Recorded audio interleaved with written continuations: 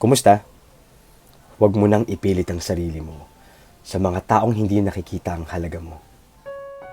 Ganun talaga. May mga taong bibigyan ka ng lubos na importansya at may mga taong ibibilang ka lang sa iba. Na kahit pagawin mo ang lahat para mapansin ka at bigyan ka ng halaga, hindi mo pa rin madarama ang atensyon na gusto mong makuha sa kanila. May mali kaya sa'yo? May mali kaya sa kanila? Maaaring meron, maaaring wala, pero ito ang natitiyak ko. Sadyang may mga taong hindi nakatakda para sa'yo at may mga taong ilalaan ng Diyos para makasama mo, para manatili sa tabi mo.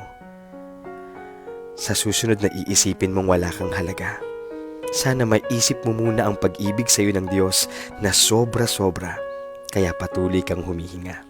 Mahal ka niya. Yun lang, sapat na.